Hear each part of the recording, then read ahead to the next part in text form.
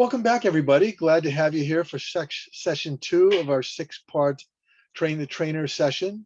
Want to do a reality check because I can't see the button. Anybody on there, do you see that we're recording? Is that in place? Great. Okay, so the recording is on. Today, we're obviously going to be moving more into specifics. Our first session together, of course, we were looking at a lot of broad-based foundational issues about our learning landscape and the way that we approach learning. What we're going to focus on today is a lot about the early stages of identifying the needs for training and how you start to design and develop those. We'll also kick in, especially during the first hour of this 2-hour session together, which will actually for us be about an hour and 45 minutes because we're getting a little bit of a late start. But the first part, we'll go over some more critical themes. Second part, we're going to look at some design models that can help us, and we'll move on from there.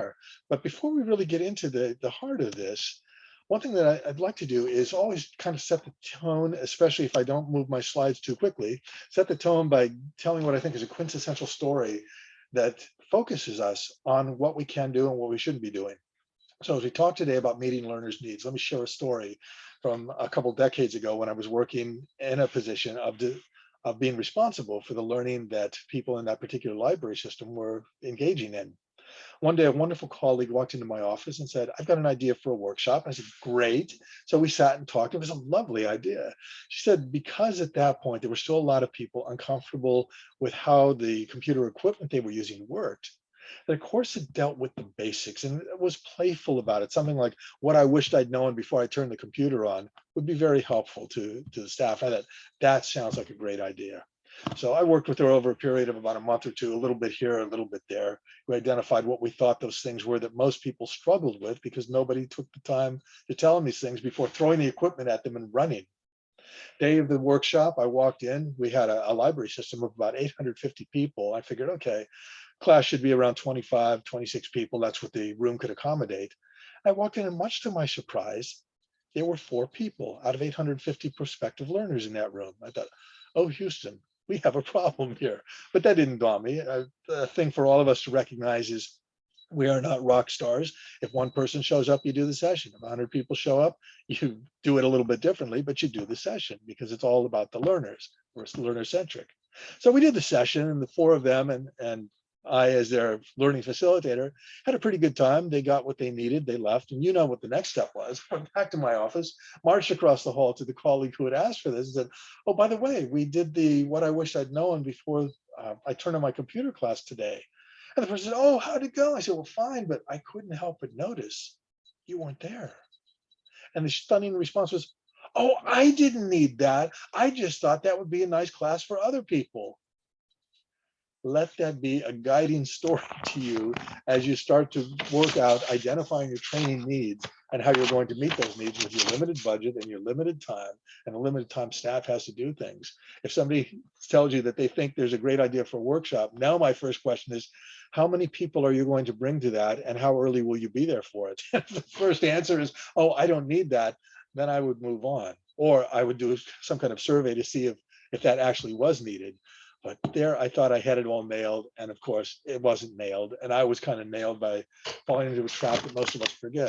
Up front, you want to assess the learning need and make sure that what you're designing is going to be useful to the people that you're working with. At the beginning of our first session last time, we talked about the importance of setting the room, setting the tone for a session. So today, again, as we've talked about, each of these 6 sessions will be done in a slightly different style. The first one, I wanted you to have that sense of what you could do with Zoom to create the sense of being in a real room, because we have the slides in the background as you would in an auditorium. Today, I'm going to a more traditional format of having the slides be the center point and our faces off to the side, except when we do discussions like the one I'm about to do. As we set the tone, I'm getting from Denise, could I speak a bit louder without stressing my vocal cords? Absolutely. Let me get the mic closer. Is the sound better there, Denise? Okay, sorry. I was projecting enough that the cat in the next room could hear, but obviously I was trying to be intimate and kind of quiet there. Please, everybody, do exactly what Denise did there at any point in these sessions. I am keeping the chat window up so I can see that come through. If there's any tech problems, if there's any problems with you not being able to hear, or if you're not seeing what I think you're seeing, let's go there. And again, a nightmare story about when you don't do that. early in the pandemic, I was reading a lot. I'm saying a thanks very much. You're welcome. Early in the pandemic, I was reading nightmare stories about those people making the switch overnight from face to face to online. And there was a story going around, apparently a true one, because enough people were familiar with it. A university lecturer, and there's a problem with that already. We'll talk about lecture later today. A university lecturer went online and was doing 2 or 3 hour lectures just the same way that person had done them when they were face to face. And for the first 25 minutes or 30 minutes of the session, the learners were doing everything they could to catch the lecturer's attention via chat, waving at the screen, doing everything to catch attention. And the poor person wasn't even paying attention enough to realize that he was muted. Now, my question at that point was, how can you go 25 minutes without checking with your learners? You saw the modeling of that I just did with Denise, where I was glancing at chat, saw the comment come in and say, oh, we have a problem, let's fix that. Please, please, please do not be one of those trainers who is out there lecturing to the little blue light on your laptop so that you're making eye contact and ignoring the fact nobody can hear you. In virtual space, no one can hear you scream, and we do not want to be the science fiction story. So back to the setting of the tone here. I wanted us to start with this wonderful little cafe shot I took in Chicago, and imagine ourselves in that setting as we debrief session one very briefly and talk about what we covered and any questions you have. So let's start with the first one. And for this, I'm going to stop the share, put our faces up there, and again, model what I'm telling you right now, that we can see each other. So we're in the same room, let's talk. What did you get out of the first, start first? What questions do you have from session one, if any? If you have none, just put none in the chat and we'll move on.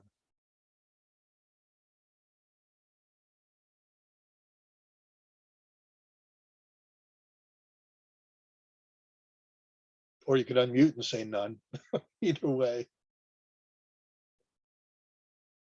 Okay, I love the one, none for me yet. Yeah, reserve that right. Never give it up. An overview of subsequent weeks. Wonderful. So today, obviously, we're going to be looking at the ADDIE model, and I'll explain what that is in a few minutes. It's a design model to help you design and deliver effective training. Session 3, we're going to get into day before delivery, what you want to do to prep yourself, and what you can do to effectively facilitate a good session. Through all of this, I want you thinking about a topic that you can do a training on in week 3, because the culmination of this, the last 2 sessions, I'm going to ask those of you that want to play at this level to do a short, focused training on a theme that you can use back in your own place.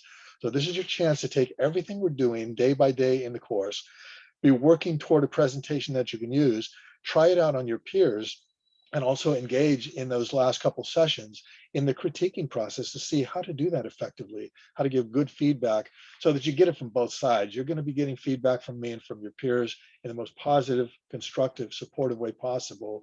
And you want to be able to take that back in your own workplace. So again, first 3 sessions, very heavy on technique and style. Session 4, whatever we haven't gotten in the first 3 sessions, plus making the transition of this back to what you learned in the earlier parts of the training program. The ideal here, and the way this was designed, was we wanted a cohesive program of what you got from the other instructors that you've been working with, the other sessions you've had. Identify themes that you picked up there that were important to you that you want to pass on to your own staff, and design a training around one of those elements. For example, if in leadership you were very taken by the idea of good communication and you wanted to be able to do a communication workshop in your own place, in this series of 6 sessions, we would be taking that communication theme. You would develop that and be ready to do a 5-minute interactive presentation here. And you can do whatever you want. You can just give a straight out lecture if that's your comfort zone.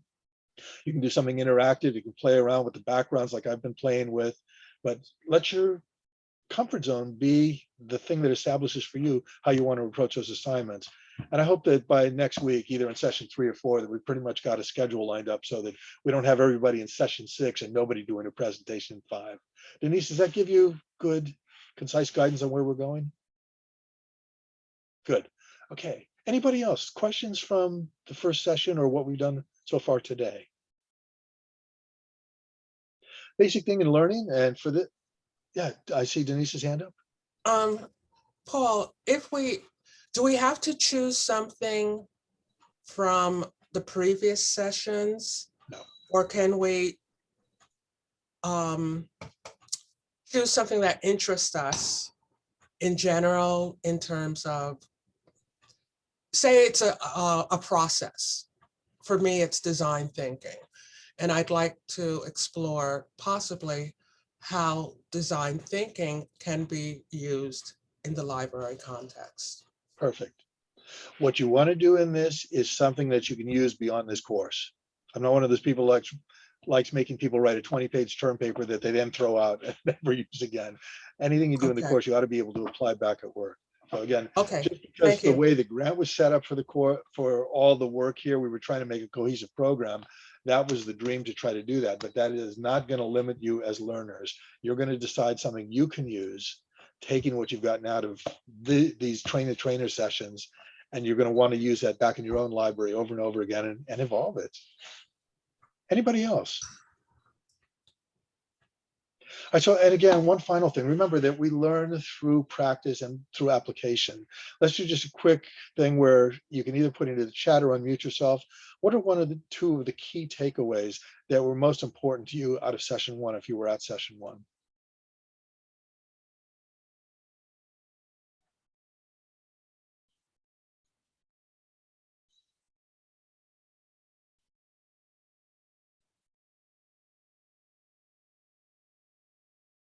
To make this exercise work right, try not to go back to your notes. Do it off the top of your head, because we may talk about this later in the session, but long story made short, the neurons connect and learning solidifies by you going back and struggling to remember things and jogging your memory. So this exercise is really two parts. It's to see what you remember, but more importantly, to push those neurons a little bit, to take what was most important to you and say, that was important. And other people will probably say, oh yeah, now I remember that. So again, community of learning, co-conspirators in learning. What's our summary of lesson one, session one, that was important to you and meaningful to you?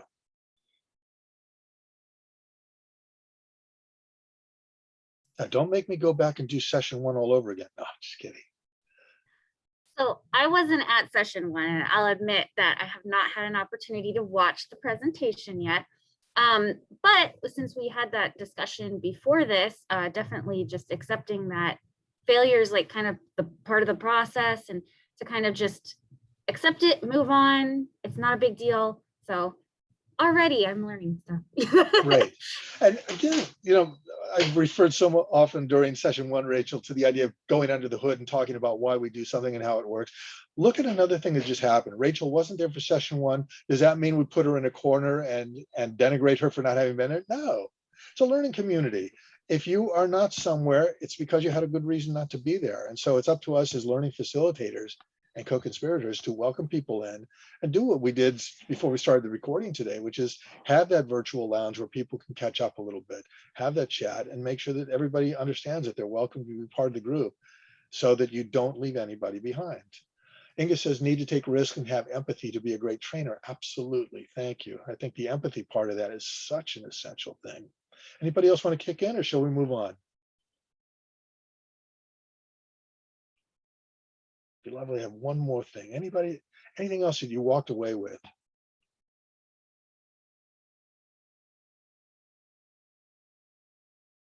You see what I'm getting at when I'm saying one more? We've had two. Remember, one of the things we talked about in the first session was you cannot overburden your learners. You can throw a lot of material at them, but understand they're only going to remember 2 or 3 major concepts and possibly 2 or 3 subsidiary concepts.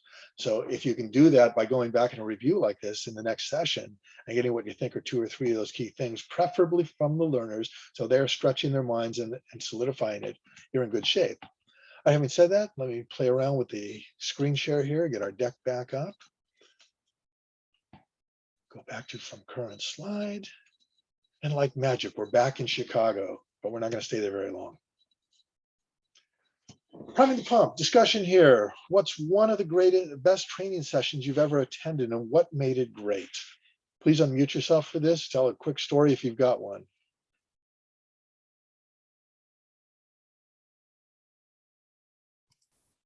I've got one. Great, please. Yeah. I mean, just the previous session, the HR 101, I really learned so much from that. The instructor was so personable and I could understand where she was coming for everything. And even my coworker who was like sitting behind me, she's like, wow, she's making so many great points. And like, So I really feel like the thing that made it great was the fact that she was so relatable. Like she would, all the examples that she gave were like, oh yeah, that's happened to me. And yeah, I feel like that relatableness and the fact that she knew what she was talking about. Yeah, she gave great examples. Denise is right. And then she, every time someone had a question, she would consider it and then give a really like informed and informative answer. So I feel like that's why it was so good to me. Personable, great examples, engaging. You can see the point of this already. That's what you want to do. That's what every one of your training sessions should do. I think for all of us, when we think about the great trainers that we've worked under, if we have them in the forefront of our mind as we walk into a virtual or on-site learning space, and we try to emulate them and build off that, being ourselves, not trying to be a carbon copy of them, but building off themselves, we do our learners a real favor, and we add to that whole thing of lifelong learning being fun and inspirational and transformative, rather than drudge work where you go in and you watch a bunch of slides and check it off and say done. All right, the other side of this, somebody else, let's see if I can get the slide to progress here. Force there, oops, went too far. You've gone too far again, sir. And I see Denise got a comment in mentioning the same thing about great examples. It was valuable because she showed how we can create problems not being aware of EEOC rules and other regulations. So absolutely, the applicability there, addressing the pain point of the learner in a way that says, this is what you needed to know. And by the end of the session, you know it and you can now go apply it. You can see that in how we're doing the train the trainer session here. And also, I keep pointing out the things I'm doing that you might think about in your own environments when you work. Notice I am not making the assumption that somebody watching the archived version of this will be seeing the chat. So I'm consistently drawing the chat in, which is another way of engaging people. There's a sense that if you're lecturing and you cannot see or hear people, that there can be no engagement. I will assure you from years and years of doing interactive webinars, which is me, the slides, and a chat window, we have had wonderful conversations by doing exactly what I'm doing here. Ask the question, read the chat back. It gives you other voices, even if mine is the one reading it out. So now the other side of this, what's one of the worst training sessions you ever attended and what made it awful? Somebody else.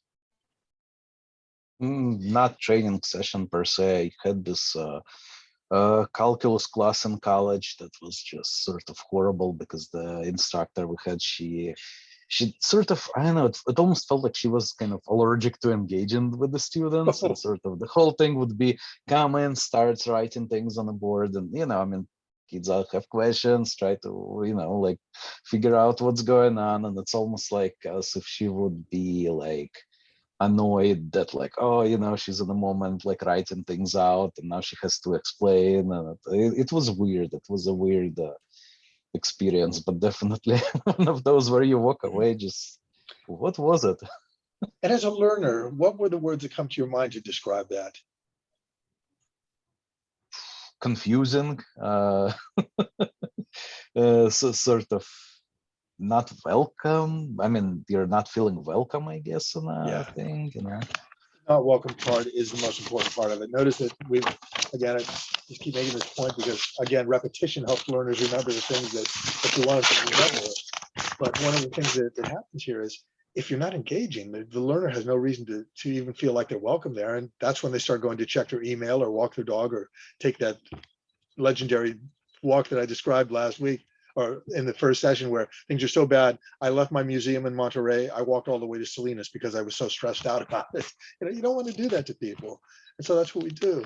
That whole thing of not feeling engaged brings back a story from somebody that I know you all know and love because you've just gone through sessions with her. Cheryl Gould used to do the most wonderful exercise at the beginning of an on-site course that was about library engagement and making people want to be engaged with your library.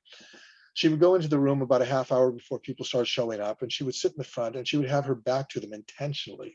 She'd be sitting there working away and doing stuff. And I can't remember the exact timing, but she would cut it pretty close to the beginning of things. And then she would kind of turn around and greet everybody at that point, maybe 2 or 3 minutes before it started, if I remember correctly. And she would say, so how'd that feel having my back to you? And we're all going, eh. And she says, good. That's not what you want to do to your library users. And that is not what we want to do to our she's gonna learners. come in. Okay, she's standing out there. I don't think she's. When we are Shall I working open? I'm in a face-to-face, class. when we're working face-to-face or online, we want to create that welcome sense immediately. You know, from what I've told you, that Christine and I will log on about 30 minutes ahead of time to do our tech check, have some chat. So we're informally relaxed before this gets going. And as you come in, we have that informal conversation before the recording gets started.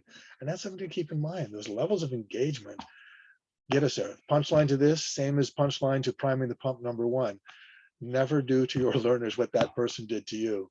If I am a good trainer at this point, it's because I've sat through a lot of bad trainings and promised myself not going to do that to others. So circling back to what Denise had asked up front and what I want to make sure that we have here, we have clear-cut goals in these sessions together. We're trying to be better trainers. We're trying to be empathetic trainers, creative trainers, trainers that are comfortable with failure, with improvisation. And at the heart of all of it, we want to keep our learners at the center. So that's the racetrack that we're running on. And that's what we're going to get into today as we move into things. We had a couple of slides that I used last time to kind of prime the pump also in terms of this thing from an article that I found that were some of the essential skills. So just quick review here. Ignore the items below number 5. I don't see them as essential for our setting as the others, but take a few seconds to read 1 through 5 again to refresh your memory.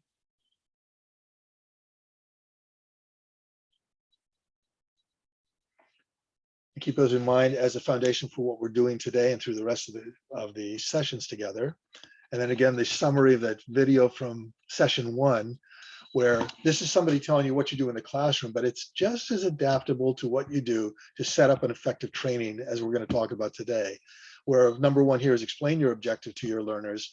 Really for us, it's determine your objectives, determine your procedures, determine how you're going to demonstrate, determine how you're going to observe the success or failures in your classroom so that you can get around there, think up front about feedback.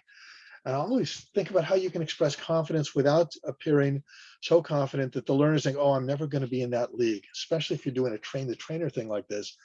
I do not want any of you to feel like I can never do what he's doing. We're all in this together. We're all co-conspirators and we continue to learn, and the follow-up is essential.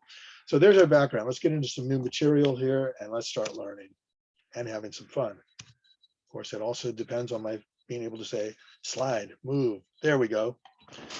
Setting some context. Again, for those of you that weren't here for session 1, when something like this is on the screen, I don't read it to people unless I know I've got somebody sight impaired. So I will stop and let you read that and absorb that.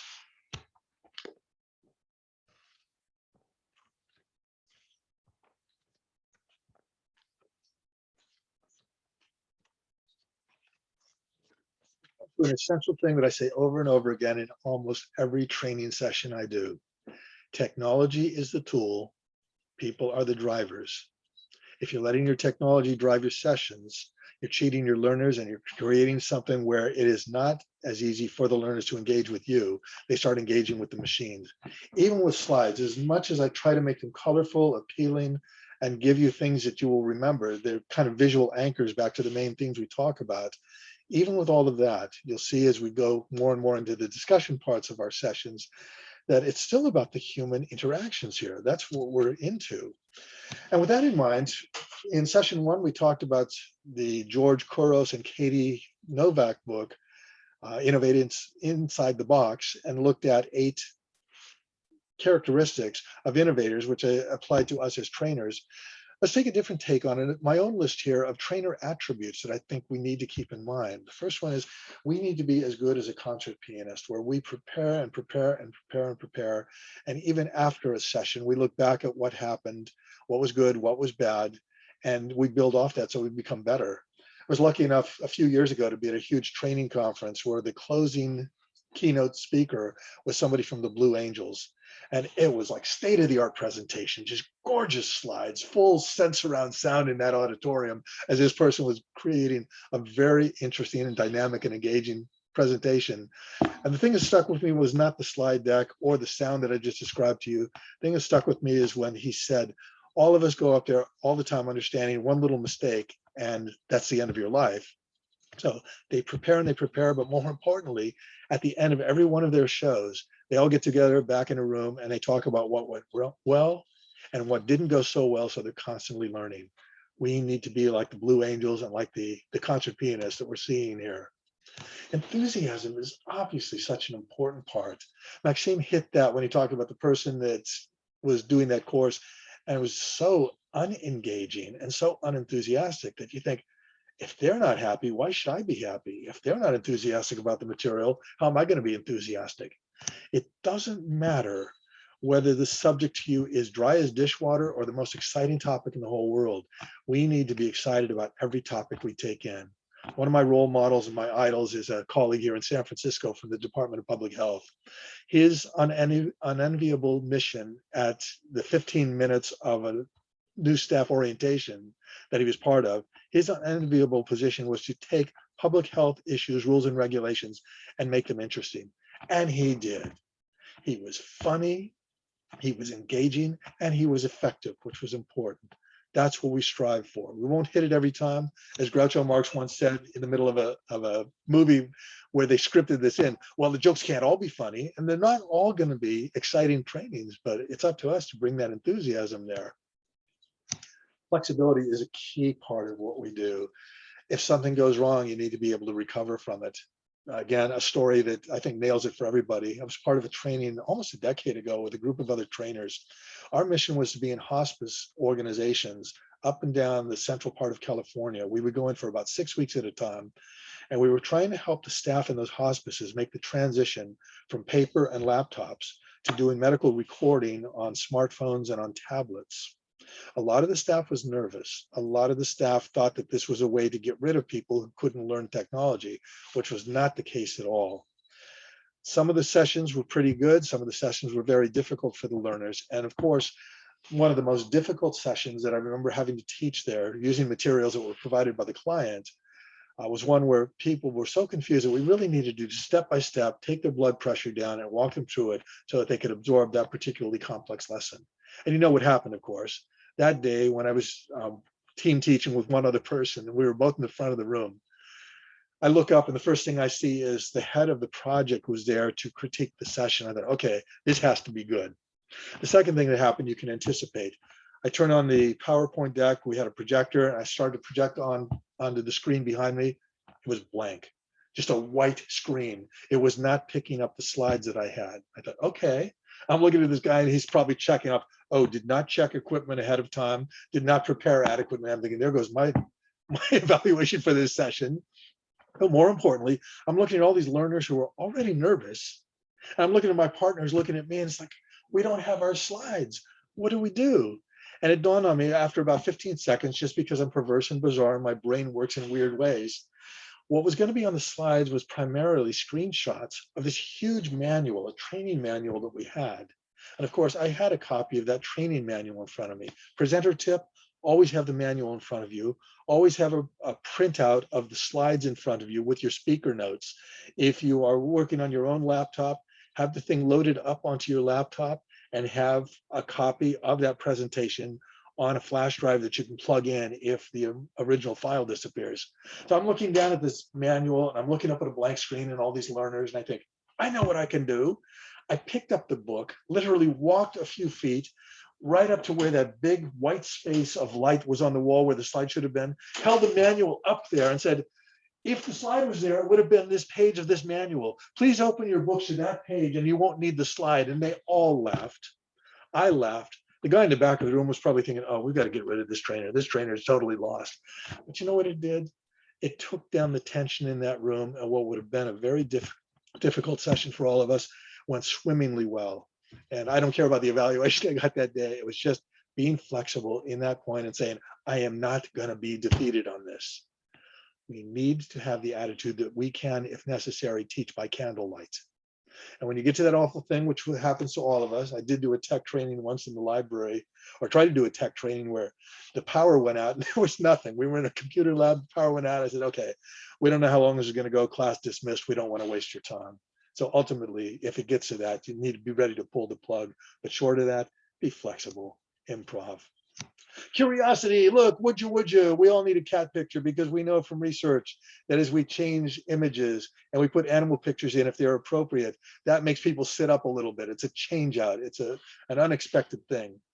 Yes, that is my kitty. Yes, she is curious about what's going on in the sink. She's probably wondering where her next meal is coming from because, oh my, it's been at least 2 hours since you fed me. We need that innate sense of curiosity that inspires playfulness and makes us curious about how our learners are doing, and also makes us want to bring their own curiosity up and make the sessions much more exciting for them. So curiosity did not particularly kill this cat, and it is not going to kill this cat, nor will it kill our learners. It's an essential element that we want to foster and we want to play with to our advantage. Skepticism takes us back to something that we talked about in session 1, where I mentioned my colleague Clark Quinn and his book about breaking myths in learning. That whole myth of people's attention spans have gotten so short now that goldfish have longer attention spans than we have. And of course, Clark was skeptical of that, being a researcher himself. Said, first of all, who has ever scientifically determined the attention span of a goldfish? And two, how do we know that the pandemic hasn't affected them too, and that they are not less attentive than they were before? When we see and hear things from our learners and from the situations that we're working around, skepticism leads us to do better research, look for evidence-based research that will lead us in the right directions in terms of saying, this will work in our classroom, this will not work in our classroom. This is what our learners want, this is not what our learners want. It goes back to that thing of we don't want empty rooms because we didn't ask the right questions. Attention to detail is so obvious. If we are not looking to make sure that that deck was ready to be projected up onto the wall ahead of the session, you end up with that white wall that I described, where you have to then come up with something that gets you past that. So in your work, think broadly at first. Keep your eye on the 2 or 3 major things that you want to work through.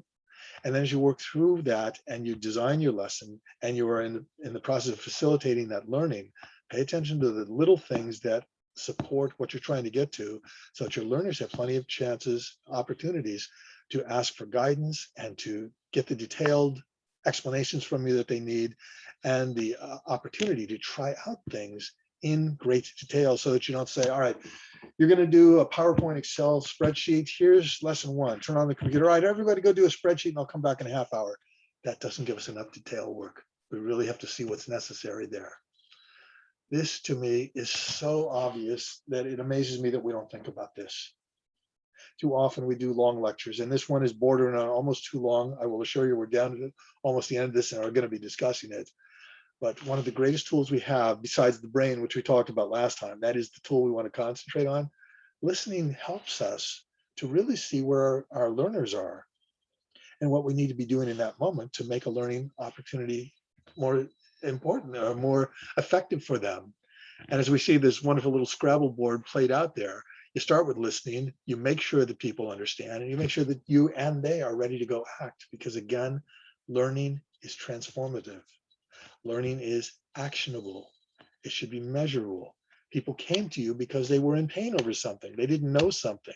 They needed to know that. So you created a good, safe atmosphere for them, a learning environment that supported them, and you prepare them to go back out and act. And if they don't have what they need when they get back out there, you have the follow-up available to them. We're going to come back to that whole idea of making this a process a little bit later in today's session. Facilitating, you can see that. I'm facilitating this all the way through. You will have the opportunity, should you choose to do it, to facilitate some sessions toward the end of all this.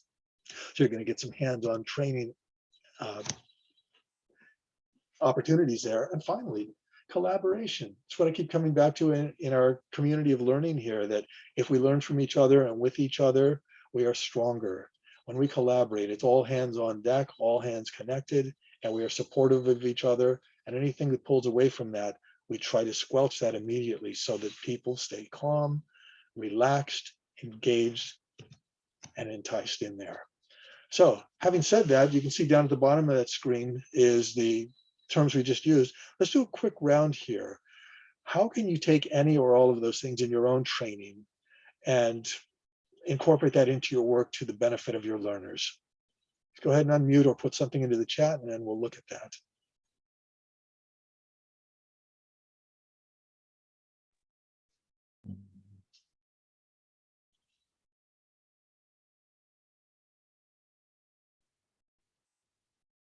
Anybody listening to the archive version, you have not lost sound. We're just thinking.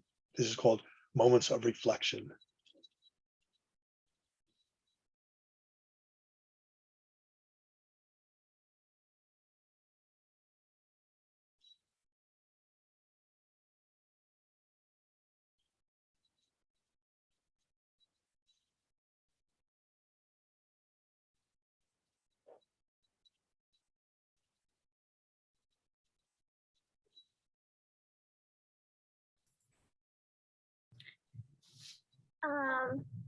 Here, I would think that practice would make perfect with these. So the more that we use these, the more that we notice them and encourage them, hopefully you could further develop them. I mean, I think. Absolutely right, Rachel. I find that the whole idea of practice makes perfect sets up an expectation that we're never going to achieve. I love the idea that someday I may do something perfectly well. I haven't reached that day yet myself, but it's what we strive for. Again, we don't want to set our sights too low. What you said is yes, the more we practice, the more integrated into our approaches these elements become. We do not walk into our training spaces with that list in front of us and go, did I prepare? Was I enthusiastic? It's just something that inherently we know. And sometimes we forget some of those things we know, and our learners are nice enough to remind us so we can improve. We had one of those moments in the first session where somebody was observing an oversight in the deck that I hadn't even considered. And I appreciated the learner pointing that out. And I hope that it's clear from what we see in today's images that that actually had a positive impact for me and for the learners. Inga says, for me, I need reminders. So making a visual for my desk so I can keep looking at them routinely is helpful. That's absolutely right. It's not all going to be here. You may have the illusion right now because you're seeing nice slides. I hope they're nice slides, and you're seeing each other up there in a fairly well controlled so far learning environment here, that everything is calm and collected. If I took a snapshot of my workspace here, my office, you would see that what you're seeing is the on-screen version of order and perfection. What's around me is I've got a book open for later when I want to remember something that I want to say to you. It's off to one side. I've got a printout of my slide deck with my notes off to another side in case I want to read any quotes. I've got the learner list over here so that if I don't see names on the screen, I can look at that. I have session one slide deck off to the side in case we need to refer back to it. Paper to write down, post. I mean, it's just total chaos around me, but organized in a way that works for me. So yeah, preparation, putting the tools where you need them so that you have that comfort zone to not get nervous is an important thing. Anybody else want to toss out an idea of how we can incorporate these into what we're doing? If not, feel free to put it in the chat, move on, and I will move on. But I want to give you time in case you have anything else you want to observe and add to this.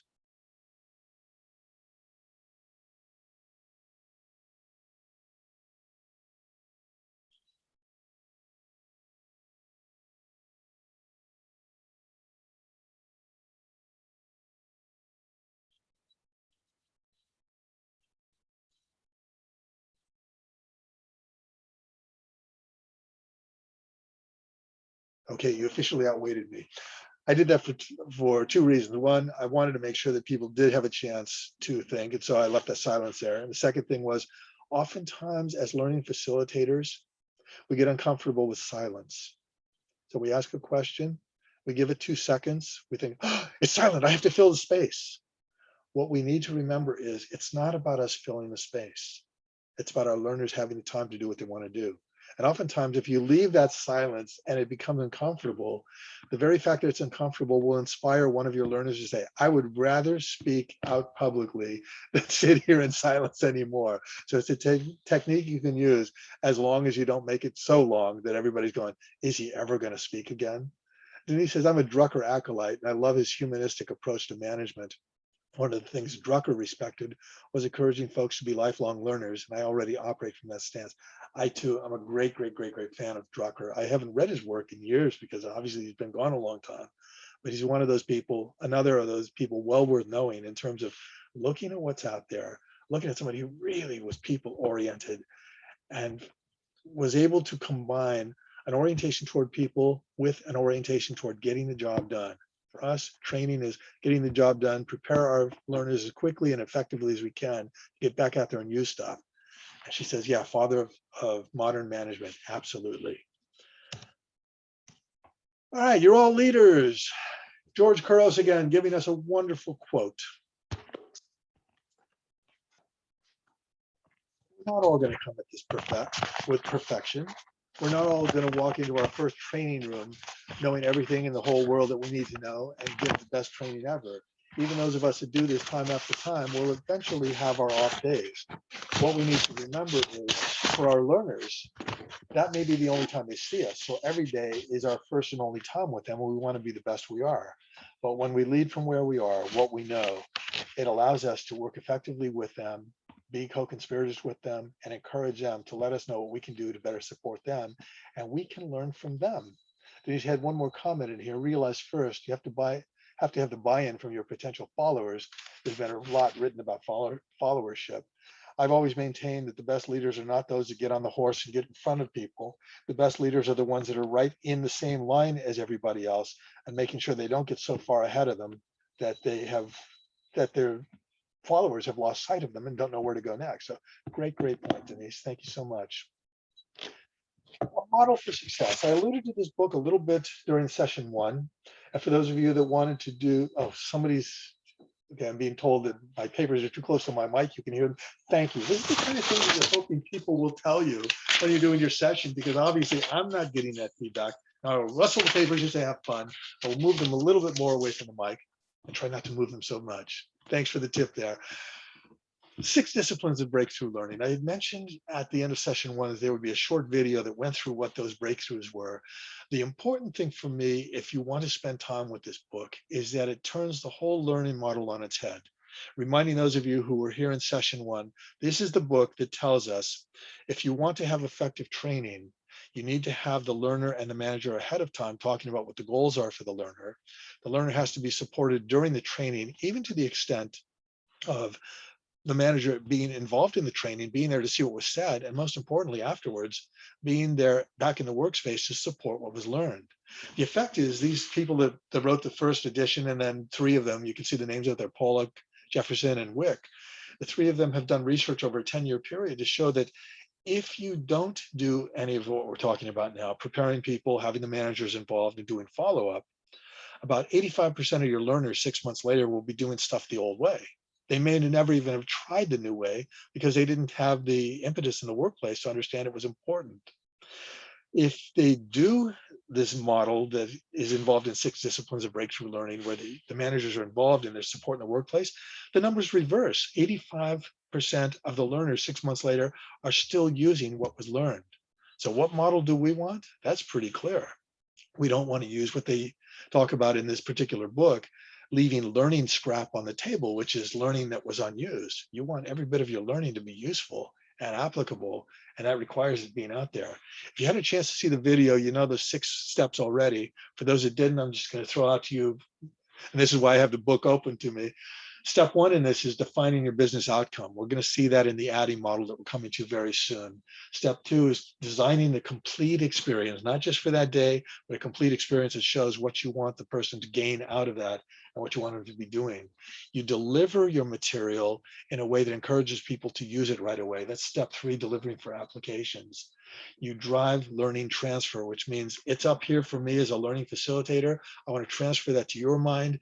And in the best of all situations, the learner then transfers that knowledge to the work site where they are using it on behalf of their clients, their colleagues, but the ultimate person they're reaching to.